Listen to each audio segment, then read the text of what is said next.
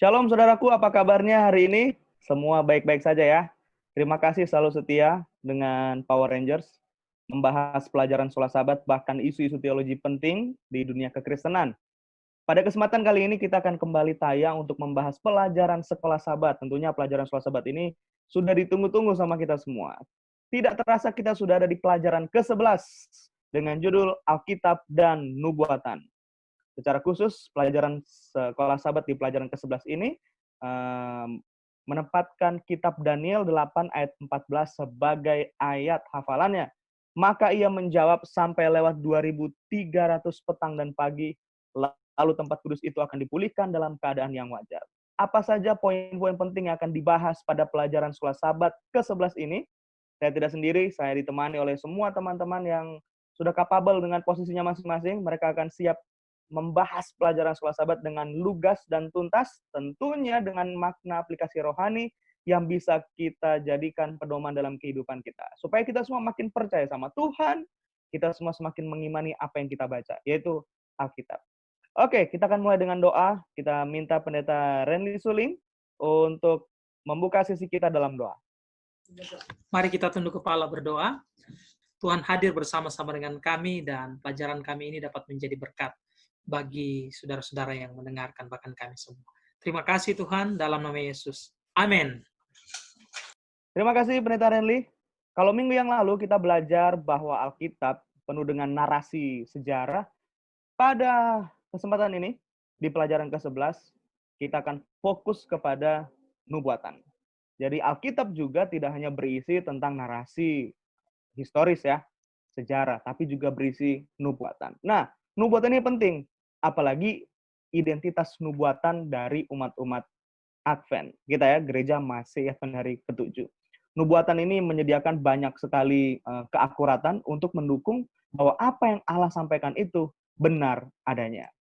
Oleh karena itu, penting diperhatikan bagi kita semua untuk menentukan prinsip-prinsip untuk menafsirkan nubuatan sesuai dengan prinsip yang diperlukan ya, supaya tepat nubuatan yang akan ditafsir. Karena kalau tidak, nanti meleset dan kita akan melenceng dari makna kenapa nubuatan itu disampaikan dan kita tidak mengerti akhirnya apa pesan di balik nubuatan itu ketika disampaikan. Oke. Dan bagi gereja Advent, metode penerapan penafsiran historisisme adalah bukan salah satu ya, ini memang mutlak ya, digunakan untuk menafsir nubuatan. Saya akan ke Pendeta Kris dan Pendeta Suling. Pendeta Kris dulu ya. Pendeta Kris, seberapa penting metode penafsiran historisisme ini untuk menafsir nubuatan? Tentunya ini dihubungkan dengan kepentingan prinsip penafsiran ini dalam tubuh gereja masih Advent hari ke-7 itu sendiri. Silakan, Pendeta Kris. Baik, terima kasih. Selain untuk kepentingan gereja kita, tapi itu juga sebagai metode untuk meneguhkan otoritas Alkitab itu sendiri. Dan nanti sebelumnya mungkin akan ditambahkan oleh Pendeta Suling, saya akan share screen. Saya mencoba untuk mengapa gereja Advent memegang metode historisism. Kita ketahui bahwa ada beberapa metode yang digunakan. Kalau kita lihat dalam screen ini, ada beberapa metode yang digunakan di dalam dunia interpretasi nubuatan. Ya, artinya menginterpretasikan nubuatan berdasarkan Alkitab. Ada idealism, preterism, futurism, dan historism. Nah, saya coba untuk membawa kita satu-satu untuk mengerti. Secara idealism dulu pertama. Nah, ini idealism ini secara pandangan berarti tentang bagaimana aliran ini menganggap tidak ada batasan, tidak ada waktu berbicara atau mentafsirkan nubuatan itu. Karena bagian aliran ini mengatakan seperti kitab Wahyu tidak menunjukkan kepada suatu peristiwa tertentu, melainkan kepada apa? Prinsip dasar yang dipakai Allah dalam segala zaman. Jadi istilah idealisme juga digunakan adalah symbolical method. Sehingga mereka tidak secara gamblang atau menjelaskan tentang tahun-tahun atau pembuktian sejarah yang secara realistisnya bagaimana, mereka tidak tergantung pada hal itu. Mereka hanya bergantung kepada prinsip-prinsip pelajaran-pelajaran rohani yang dapat diekspresikan di dalam segala zaman, di dalam segala perjalanan sejarah hidup manusia. Jadi penekanan yang mengambil aliran idealisme ini adalah prinsip-prinsipnya, pelajaran-pelajaran rohaninya. Nah, lalu kalau kita lihat preterism, ini yang menarik.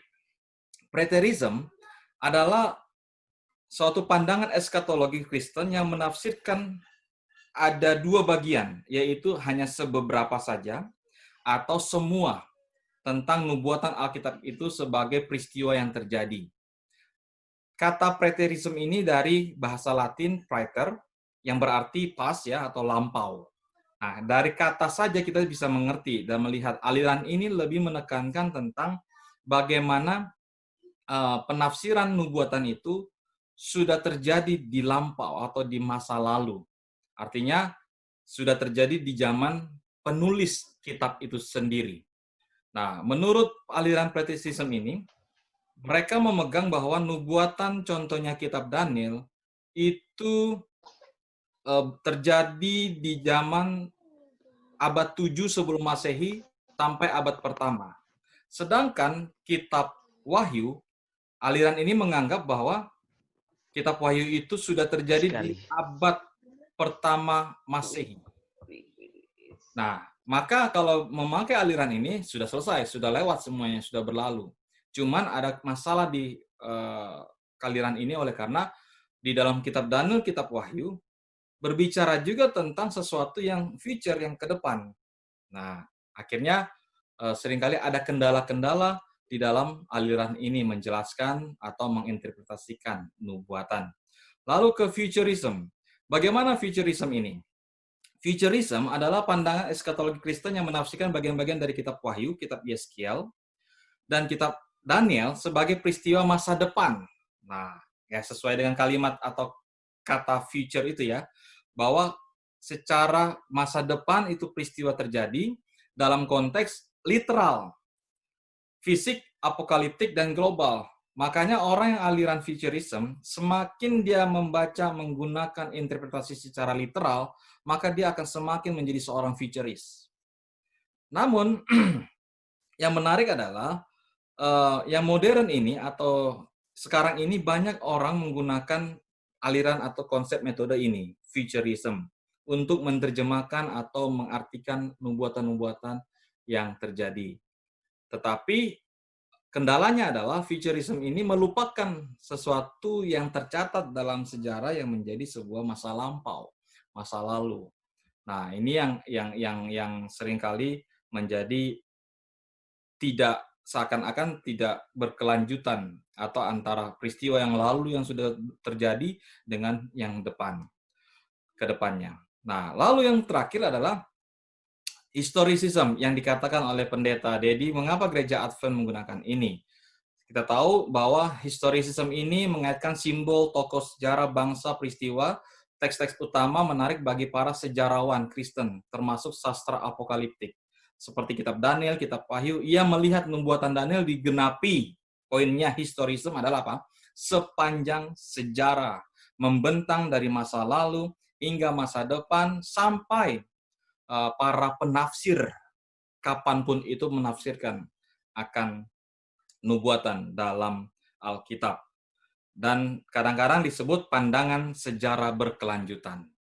Nah, lalu mengapa gereja Advent mengambil posisi atau menggunakan metode historism? Karena ini sangat mendukung. Kita tahu dalam Roma 8 ayat 28 mengatakan bahwa Allah turut bekerja kepada kita, bekerja dalam segala sesuatu. Dari artinya bahwa peran Allah dalam setiap momen peristiwa itu ada.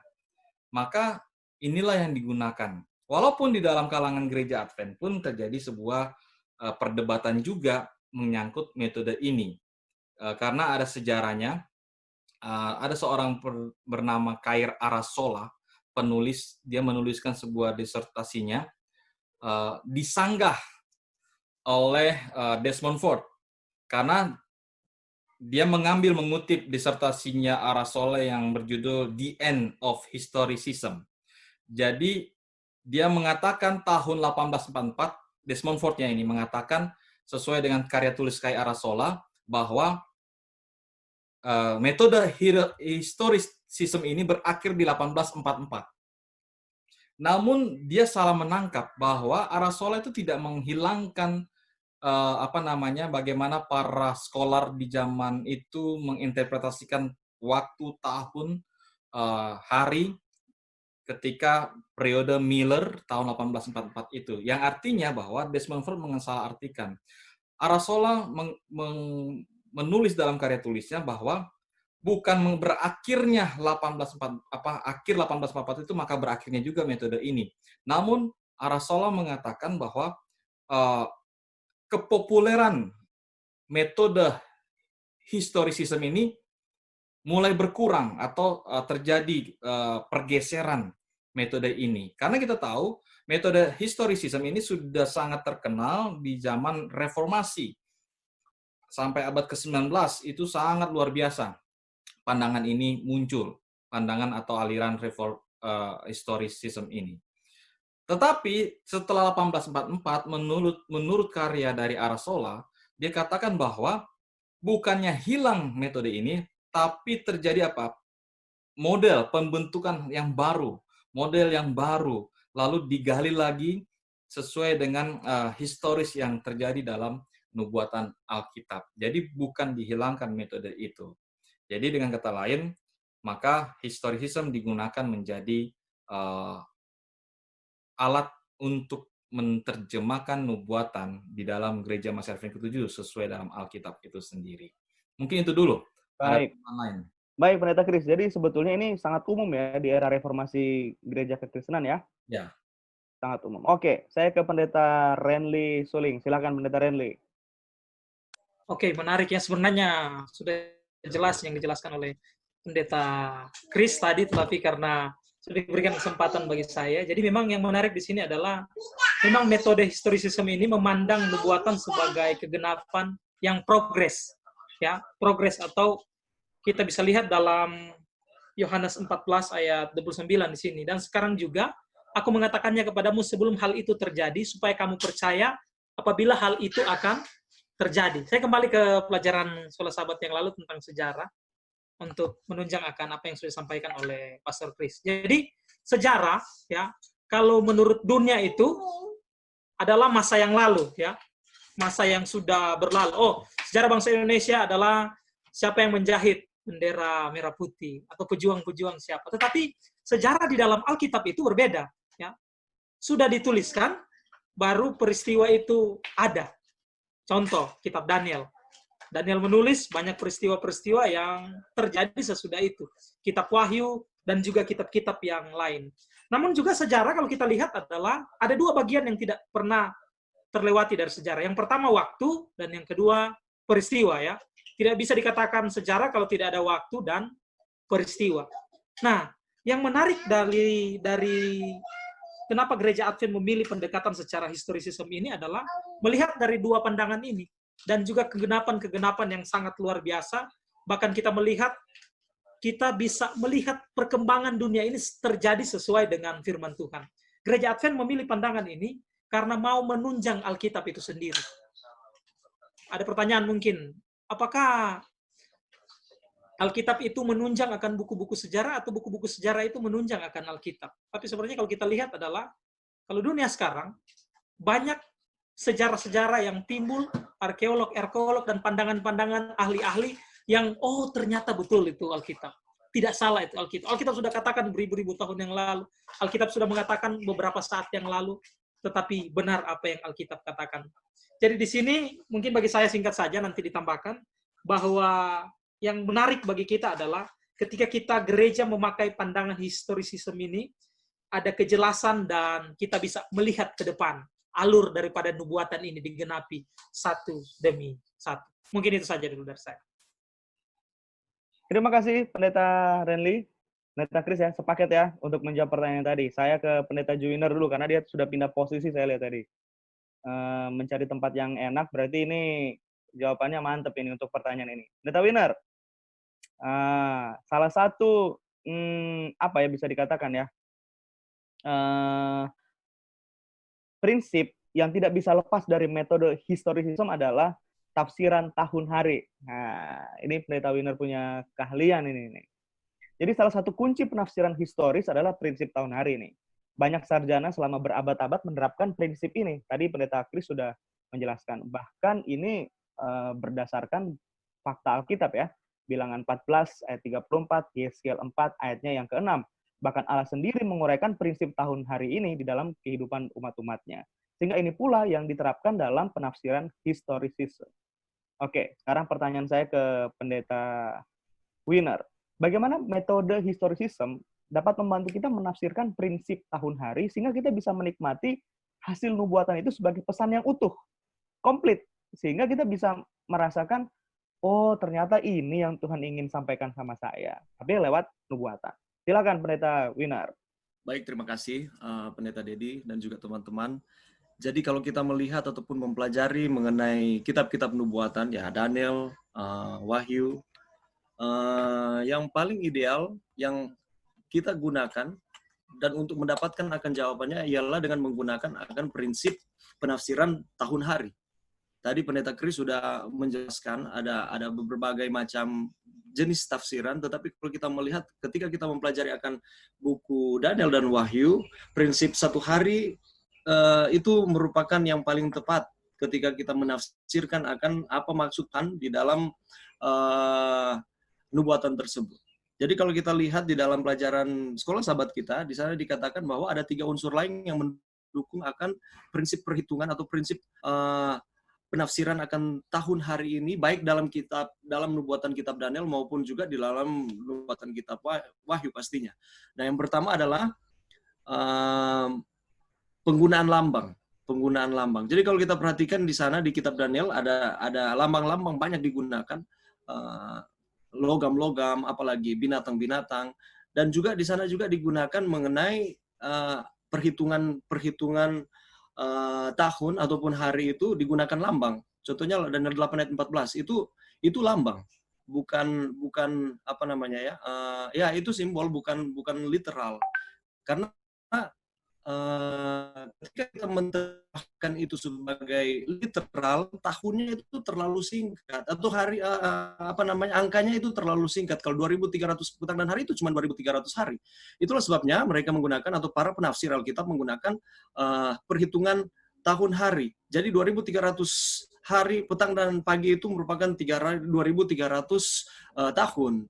Begitu pula dengan lambang-lambang. Lambang-lambang secara simbol itu diterjemahkan nanti secara literal. Nanti di pelajaran hari Kamis kalau tidak salah Pendeta Roy akan menjelaskan itu mengenai tipologi, type and anti-type. Dan juga kalau kita lihat di sini, mengapa skala waktu itu tampak benar? Karena beberapa alasan yang jelas. Yang pertama ini, karena penglihatan itu simbolis, waktu yang ditunjukkan juga haruslah simbolis. Jadi penglihatan itu simbolis, waktunya simbolis. Dan kalau saya mau katakan bahwa Alkitab itu konsisten. Dia bukan konsisten, tetapi dia itu adalah Alkitab itu sendiri ajaran-ajarannya adalah konsisten. Demikian pula dengan perhitungan tanggal, perhitungan waktu dan juga penggunaan simbolis literal dari setiap artian yang digunakan. Terus apa yang dikatakan juga yang lain? Peristiwa yang digambarkan di dalam Alkitab berbicara mengenai nubuatan itu bukan hanya peristiwa yang singkat, tetapi itu membutuhkan waktu yang sangat-sangat lama. Membutuhkan waktu yang sangat lama. Jadi aneh bagi kita apabila contohnya nubuatan 2.300 petang dan pagi itu hanya diterjemahkan sebagai nubuatan 2.300 hari.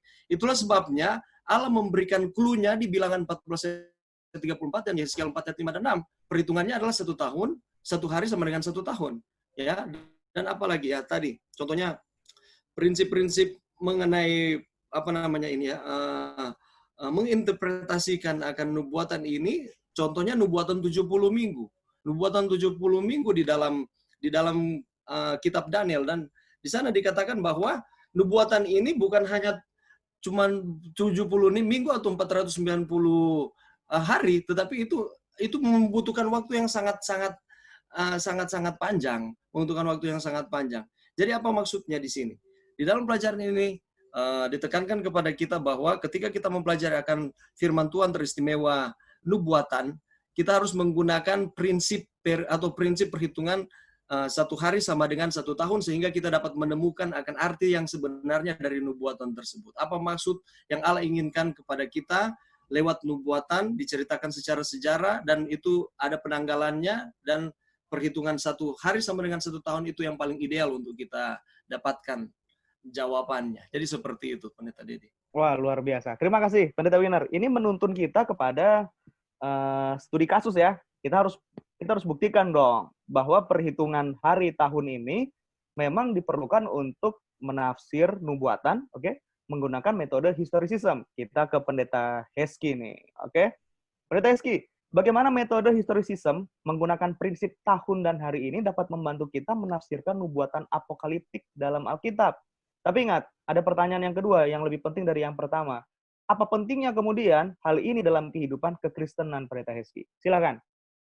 Baik, terima kasih. Jadi kita sudah lihat ya, di dalam menafsirkan Alkitab, lebih khusus nubuatan kita pakai metode historicism. Kalau seorang penulis Advent, Gerard Vandal bilang, historicism itu bukan ada istilah Johnny came lately, pendatang baru. Ya, bukan Johnny came lately itu pendatang baru, bukan.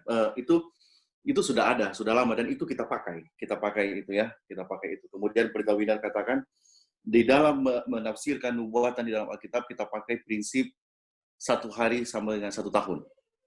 Berdasarkan metode ini, kita lihat kasus di dalam, bukan kasus, kita lihat cerita di dalam Daniel pasal 7, ayat 1 sampai 25, dan Daniel pasal 8 ayatnya yang pertama sampai 13, kita akan dapat seperti ini.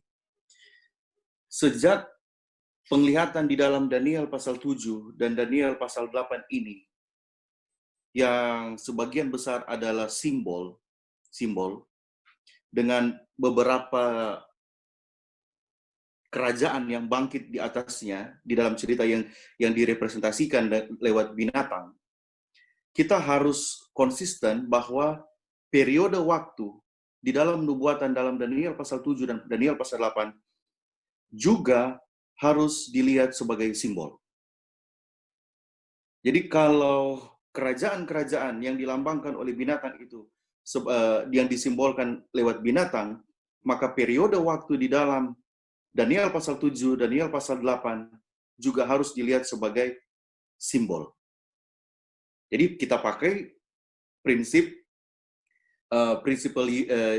years principle, 1 hari sama dengan demikian kita akan dapati peristiwa Daniel pasal 7 ayatnya yang ke-25, saya baca terlebih dahulu.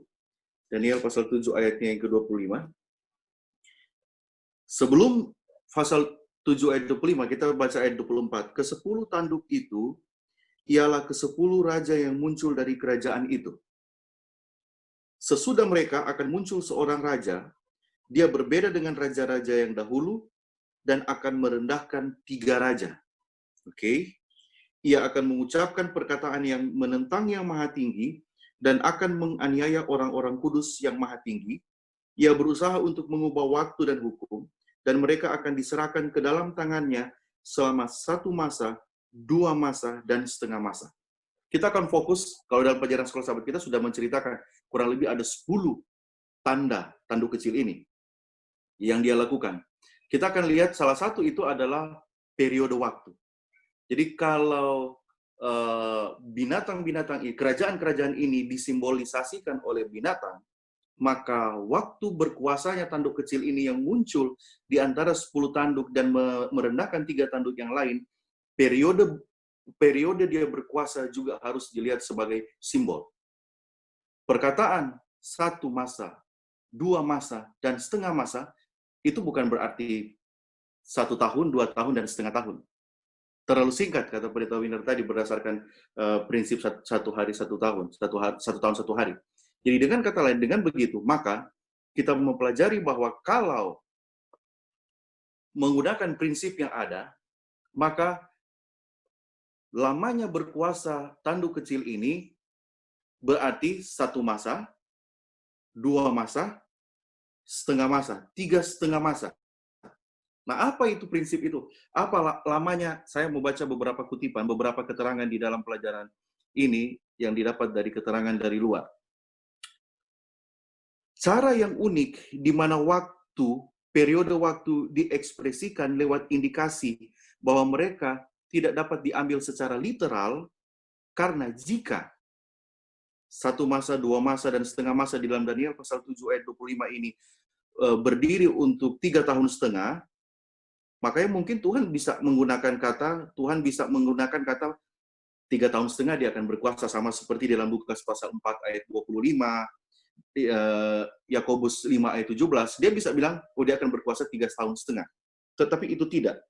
Ketika kita mempelajari bahwa ini juga adalah bahagian dari nubuatan, maka kita dapati kekuasaan dari tanduk kecil ini berlangsung, kalau hitung periodenya 1 masa, 2 masa, setengah masa itu 1260.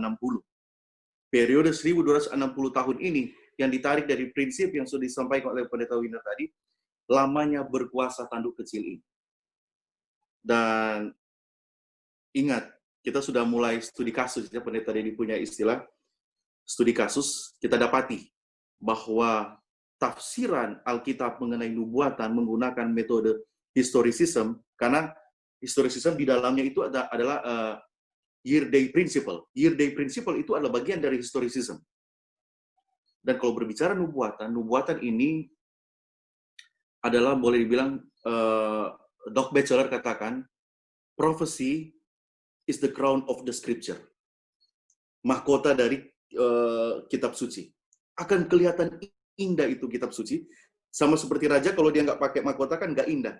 Nah, mempelajari nubuatan ini, menafsirkan berdasarkan year day principle, bahwa periode waktu yang akan jadi di dalam tanduk kecil ini 1260 tahun, kita bisa lihat itu ada di dalam pelajaran sekolah Sabat. Pertanyaan yang selanjutnya dari Pendeta Dedi itu, saya pikir itu hal yang baik. Bukan hanya baik, tapi itu lebih kepada apa yang sebenarnya kita perlukan. Ada banyak, begini, gereja kita, atau orang-orang, bukan gereja, pribadi-pribadi di dalam mempelajari Daniel pasal 7 ayat 25 suka mendikotomikan, suka membeda-bedakan. Artinya gini, mempelajari nubuatan satu untuk saya. Yang kedua, penerapan Daniel pasal 7 ayat 25 mau menunjukkan kepada keselamatan itu urusan yang lain. Kalau saya lain, dia juga yang lain. Padahal di dalam mempelajari nubuatan, itu satu rangkaian dengan apa yang disebut dengan chain of prophecy. Ya, rangkaian atau rantai nubuatan yang tidak boleh putus. Pada saat nubuatan itu dieksplor, pada saat nubuatan itu disampaikan, pada saat yang sama, prinsip Alkitab untuk membawa orang lebih dekat kepada Tuhan harus disampaikan. Dengan mengidentifikasi bahwa tanduk kecil itu adalah satu kekuasaan yang berkuasa di dunia Eropa untuk 1260 tahun, menganiaya orang-orang kudus, berusaha mengubah waktu dan hukum Tuhan. Ketika kita mengemphasis itu satu kelompok atau satu sistem, bukan berarti orang-orang yang ada di sistem itu jauh dari rangkaian tadi, chain of salvation. Enggak. Sistem is system. Tuhan menyatakan ada sistem, hierarki yang sudah memenuhi di dalam nubuatan, tetapi orang-orang yang ada di dalam sistem itu tidak terlepas di dalam chain of salvation. Jadi kita nggak boleh mengatakan bahwa we are saved, they are lost. Nggak bisa. Di dunia modern seperti ini kita tidak dapat, jangan sampai kita masuk dikotomi ini. Kita membicarakan nubuatan terpisah dari prinsip keselamatan. Mungkin itu Pendeta Dedi. Terima kasih Pendeta Eski sudah menyinggung ini. Saya pikir teman-teman juga bisa kasih pendapat ya. Karena apa yang Pendeta Eski sampaikan ini terjadi. Bukti sejarah telah membuktikannya. Dan yang menariknya adalah semua setuju, bahkan para reformator Protestan setuju bahwa identifikasi dari kuasa tanduk kecil di Daniel 7 dan Daniel 8 adalah gereja Roma. Betul demikian kan? Dan yang paling penting adalah ini jadi poin sensitif antara gereja Advent dan gereja Roma. Ya. Ini tadi yang Pendeta Hezki sampaikan sangat secara tidak langsung templakan yang sangat halus ya kalau kita mengerti dengan benar masalah ini. Sehingga kita bisa memandang semua orang sebagai calon pewaris kerajaan sorga. Terlepas apa yang sudah terjadi di masa yang sudah lalu. Jadi ini penting sekali nih. Sambil kita belajar Alkitab, kita juga sadar diri tentang posisi kita sebagai seorang Seventh-day Adventist. Supaya kita tidak eksklusif dan menganggap hanya kita saja yang boleh layak untuk ke sorga. Oke, saya sebelum lanjut ke pelajaran yang berikutnya, saya kasih kesempatan sama teman-teman yang ingin menambahkan poin ini. Silakan. Jangan malu-malu, kalau nggak saya tunjuk nanti. Pendeta Chris. Aduh, ditunjuk langsung betul. Ya, kalau sebagaimana dijelaskan oleh Pendeta Hezki itu sudah sangat jelas. Namun memang penting saya mau meng-highlight tentang mengapa kita belajar nubuatan ini dan mengapa kita harus mengerti tentang tanduk kecil ini. Jangan seperti kita akhirnya ketika kita bisa mengidentifikasikan tanduk kecil ini bukan lagi kepada sebuah tema keselamatan tapi menjadi sebuah tema gagah-gagahan. Tema gagah-gagahan bahwa ya kita gereja yang paling benar, bukan itu, maksudnya kita sudah memposisikan secara ya tadi pendeta dikatakan eksklusif, dan ini sesuatu hal yang berbahaya sekali. Dan kita sudah lupa akan jati diri kita lupa siapa kita, dan kita lupa kenapa gereja Advent itu ada. Lalu mengapa gereja Advent bisa memproklamirkan dan bisa mengidentifikasikan tanduk kecil ini? Ya tujuannya adalah bagaimana orang-orang yang mungkin yang tidak tahu, mungkin yang mereka tidak mengerti, yang ada menjadi bagian dalam sistem itu, ya kita boleh tarik. Mereka boleh menjadi mengenal akan kebenaran itu, mengenal akan sejarah yang bagaimana Tuhan sedang rancang, dan di dalamnya setan sedang bergejolak juga mau menghancurkannya, tapi dengan pengetahuan yang benar, dengan cara metode yang benar, maka membuka mata iman rohani setiap orang, termasuk orang-orang yang ada dalam sistem tanduk kecil itu, dan mereka boleh terbawa atau boleh kembali atau boleh masuk di dalam family of God, keluarga Allah itu yang sejati dalam rencananya. Itu menurut saya. Terima kasih Pendeta Chris. Ada lagi yang lainnya? Mau kasih tambahan? Saya mau pulang. Saya mau pulang. Pulang. Bukan mau pulang. Ada harus dikerjakan. Jadi gini, saya hanya mau menutup bagian di sini. Metode is metode, ya. Metode adalah metode. Itu bisa berubah seiring berjalannya zaman. Sama seperti historicism, idealism, dan ism-ism yang lain yang kita pelajari. Tetapi jangan lupa di dalam menafsirkan nubuatan, kita harus selalu ingat misi kita. Nubuatan-nubuatan itu diinterpretasikan untuk diberitahukan sebagai satu kebenaran, bukan untuk supaya orang marah sama kita. Satu, oke, marah. Tetapi jangan sampai tinggal di marah, tapi kita tidak mencoba memberikan solusi kepada mereka. Karena misi kita adalah membawa sebanyak mungkin orang kepada terang yang benar itu, terang yang sesungguhnya itu. Jadi yang saya mau katakan, prinsip metode untuk menafsirkan itu tetap akan menjadi prinsip. Berubah-berubah. Arsola ya, Pastor Chris bilang 1844 itu adalah puncak dari berakhirnya metode historicism. Ya, puncak dari sudah berakhir kata metode historicism. Karena metode itu berkembang. Tetapi misi itu tidak pernah berubah. Apa itu? To preach the gospel to every tongue, kindred, people, and nation. Jadi itu yang harus kita sampaikan. Demikian, sampai ketemu, Tuhan memberkati. Amin.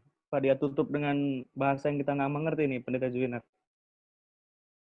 Oke, kita lanjut ke sesepuh kita. Terima kasih Pendeta Hezki. Kalau sudah mau live meeting, boleh sampaikan salam untuk anggota-anggota gerejanya. Kita ke sesepuh kita ini. Gimana, Pendeta Maringka?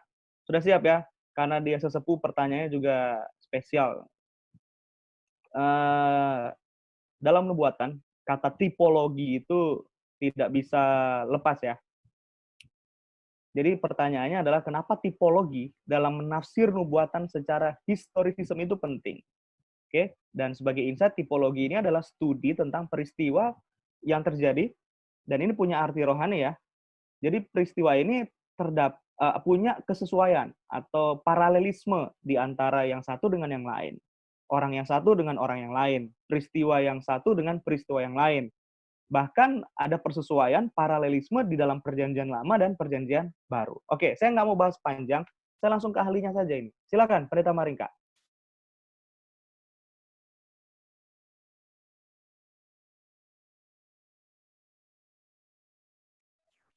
Oke, baik, terima kasih. Saya bukan ahlinya ya. Ini teman-teman saya semua ini ahli-ahlinya ini. Bahasa-bahasanya sangat tinggi sekali ya. Maksudnya bahasa-bahasa teologinya sangat tinggi. Oke, baik. Jadi tipologi ya, tipologi sebagai nubuatan ya. Tipologi sebagai nubuatan. Nah, kita harus tahu dulu apa itu tipologi ya. Nah, tipologi itu apa? Nah, kalau kita melihat di dalam nubuatan-nubuatan apokaliptik ya, dalam kitab Daniel dan Wahyu, ya di sana banyak simbol-simbol. Ya, contohnya adalah simbol tentang binatang-binatang ya. Kalau kita melihat di Daniel 8 ayat 21 atau Daniel 8 itu ada simbol dari kambing jantan yang berbulu kesat. Nah, inilah simbol yang menyatakan tentang raja atau kerajaan Yunani. Ya, jadi jelaskan itu adalah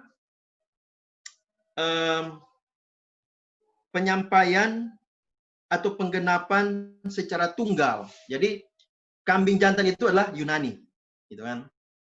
Nah, kemudian ada simbol-simbol yang lain yang digunakan di Daniel. Daniel 7 juga disebutkan itu ada singa, ada macan tutul, beruang dan lain sebagainya.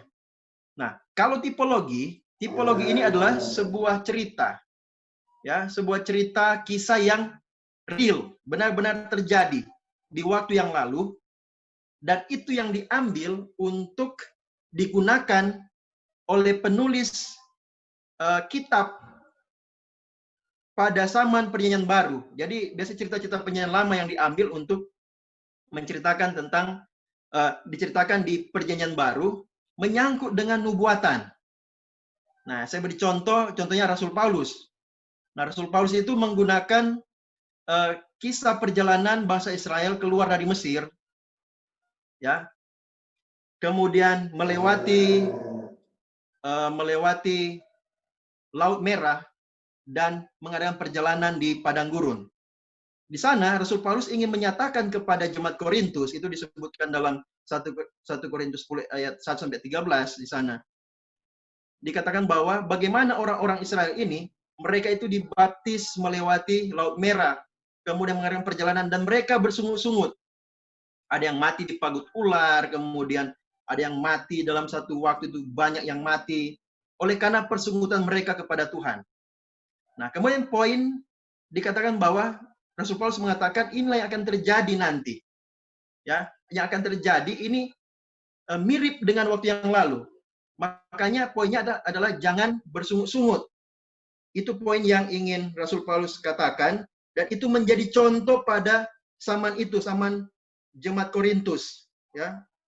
Menjadi contoh. Kalau kita melihat dalam 1 Korintus 10 ayat 6 mengatakan seperti ini, semuanya ini telah terjadi sebagai contoh bagi kita untuk memperingatkan kita supaya jangan kita menginginkan hal-hal yang jahat seperti yang telah mereka perbuat. Nah, ini adalah aplikasi, pelajaran, tetapi ada unsur nubuatan di sana. Ayat yang 11 dikatakan semuanya ini telah menimpa mereka sebagai contoh yang dituliskan untuk menjadi peringatan bagi kita yang hidup pada waktu di mana zaman akhir telah tiba. Zaman akhir, Rasul Paulus katakan pada zaman itu juga adalah zaman akhir, dan juga sekarang kita juga adalah zaman akhir. Nah, metode ini adalah metode, tipologi adalah metode juga penafsiran, ya, menyangkut dengan keadaan akhir zaman dengan mengambil cerita di waktu yang lalu. Contohnya, Yesus juga mengatakan bahwa air zaman itu sama seperti peristiwa pada zaman Nabi Nuh. Nah, orang makan, minum, kawin, mawin.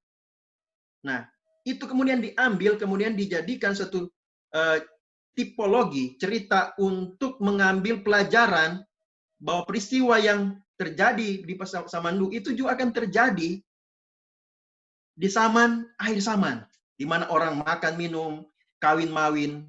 Nah, itulah disebutkan tipologi itu digunakan sebagai nubuatan, ya, nubuatan. Ada juga tentang cerita tentang tentang Nabi Yunus, ya, di perut ikan 3 hari lamanya, ya, itu digunakan, ya, dan juga cerita-cerita yang lain yang digunakan untuk menjelaskan tentang nubuatan yang akan terjadi di depan.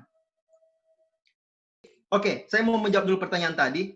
Apakah penting, ya, ini tipologi ini digunakannya? Sangat penting, ya, karena dengan kita melihat cerita-cerita di waktu yang lalu, kemudian apa yang dikatakan oleh Yesus sendiri menyangkut dengan akhir zaman, itu sangat penting kita untuk aware, untuk kita waspada bahwa apa yang dikatakan oleh Yesus itu akan terjadi.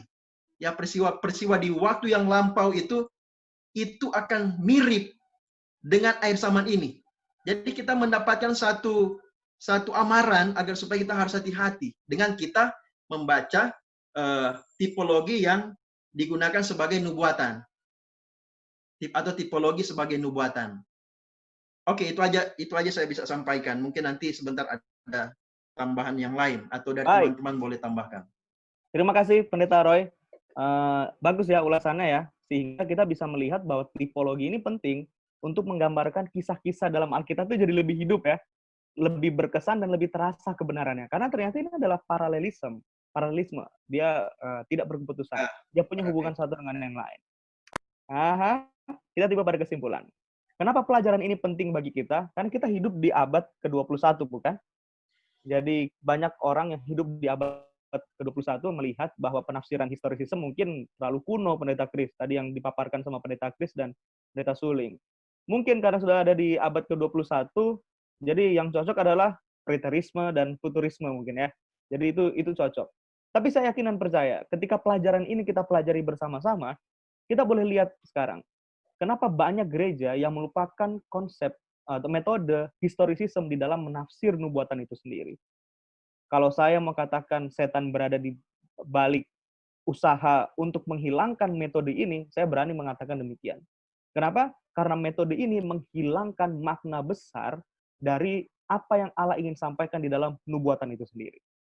Jadi saya harus berani katakan hal ini. Kenapa? Karena hal ini adalah penting. Dengan mengetahui secara benar dan secara utuh nubuatan, maka kita boleh menikmati secara utuh pula keindahan pesan dari Tuhan. Lalu bagaimana gereja kita menjawab tantangan ini? Wah, ini ada di tangan kita semua. Dan bagaimana kita melihat dengan rendah hati gereja-gereja lain yang belum menerapkan metode ini, kita juga perlu rendah hati dan menyampaikan dengan penuh kasih sayang kepada mereka. Sehingga mereka tidak melihat gereja kita sebagai gereja yang eksklusif dan gereja yang suka menghakimi gereja yang lain. Oke, sekarang ini ya, close statement ya. Close statement. Aduh, kita mulai dulu dari Pendeta Koimin. Close statement. Silakan. Baik, terima kasih banyak. Kamu tidak ikut dari awal, tapi saya percaya dapat pelajaran dari beberapa teman-teman yang sampaikan tadi berhubungan dengan Alkitab dan nubuatan. Memang nubuatan tidak bisa terlepas dari Alkitab. Jadi, closing statement yang sampaikan bahwa kita adalah bagian daripada nubuatan itu. Tapi akhir dari kita adalah apakah kita benar-benar menerima nubuatan itu dan menjadi bagian dalam nubuatan yang Tuhan inginkan, keselamatan yang Tuhan rencanakan, atau tidak, dengan melihat akan nubuatan yang sudah di Alkitab, dan kita adalah umat-umat Tuhan yang Tuhan nubuatkan. Mudah-mudahan kita juga adalah umat-umat Tuhan yang Tuhan selamatkan sesuai dengan rencana daripada Tuhan sendiri. Itu saja yang bisa saya berikan untuk closing statement. Terima kasih. Amin. Wah, puji Tuhan ya. Karena masih ada satu nubuatan yang kita tunggu-tunggu kan, kedatangan Yesus yang kedua kali. Jangan sampai kita banyak bahas nubuatan yang lalu, sampai-sampai nubuatan ini kita tinggalkan. Kita ketinggalan nanti. Oke, Pendeta Suling, silakan.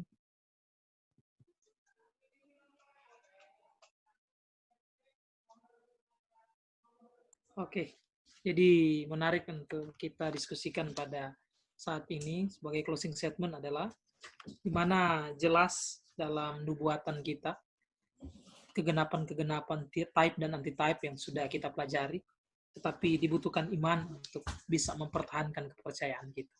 Karena nubuatan adalah satu progresif, kadang-kadang sesuai berjalannya waktu, kita mulai berubah cara pandang kita. Tetapi kita butuh iman di dalam mempertahankan apa yang kita percaya pada saat ini. Baik, terima kasih Pendeta Suling mengingatkan kita pentingnya peran iman ya di sini ya. Oke, Pendeta Winner, silakan Pendeta Winner. Oke, baik. Kalau saya seperti ini, ketika kita mempelajari nubuatan, tanamkan prinsip selalu di dalam pikiran kita bahwa biarlah Alkitab yang berbicara. Ketika kita menafsirkan akan nubuatan, biarlah Alkitab yang berbicara sehingga kita tidak salah dalam penafsiran. Sehingga kita tidak menggiring akan umat-umat atau orang-orang yang lain ke jalan yang salah. Tetapi marilah kita gunakan itu Alkitab sebagai pegangan, sebagai fondasi, sehingga ketika kita mempelajari nubuatan, itu tepat. Dan dengan pertolongan Tuhan itu benar-benar terjadi. Ketika Tuhan datang kali yang kedua, ya itu nubuatan yang terakhir, kita sementara tunggu, kita akan diselamatkan. Terima kasih. Amin. Pendeta Chris, silakan. Baik, saya mengambil ayat yang seperti tadi saya katakan, saya ulangi lagi, saya tekankan, Roma 8 ayat 28. Kita tahu sekarang bahwa Allah turut bekerja dalam segala sesuatu untuk mendatangkan kebaikan bagi mereka yang mengasihi Dia, yaitu bagi mereka yang terpanggil sesuai dengan rencana Allah. Jadi saudara-saudara, kita belajar hari ini Alkitab dan nubuatan, kita sedang melihat pekerjaan Tuhan. Tuhan bekerja tidak berhenti di masa lampau. Tuhan juga tidak bekerja hanya untuk saat ini, tapi juga Tuhan tidak bekerja hanya untuk masa depan. Tapi sepanjang sejarah, Tuhan bekerja karena Dia memiliki rencana yang luar biasa bagi kita. Terima Wah, kasih. super sekali. Terima kasih. Silakan penutup, Pendeta Maringka. Baik. Masa depan bagi setiap umat manusia adalah gelap dan tidak ada harapan.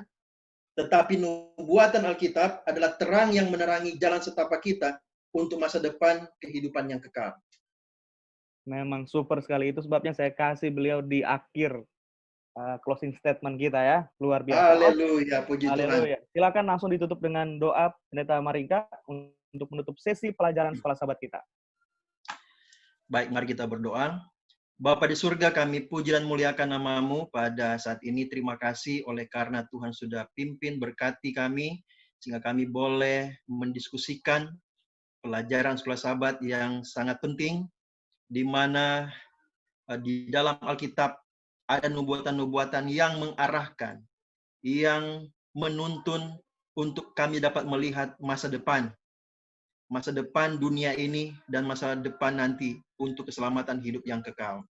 Biarlah melalui pelajaran ini ya Tuhan, kami boleh dikuatkan iman kami tetap teguh di dalam mempelajari, mendalami Alkitab dan mempelajari nubuatan-nubuatan firman-Mu, sehingga kami dapat dituntun menuju kepada keselamatan dan kami dapat menuntun orang lain juga untuk berjalan bersama menuju kepada keselamatan, menanti kedatangan Tuhan yang kedua kali, dan sampai kepada kehidupan yang kekal selama-lamanya.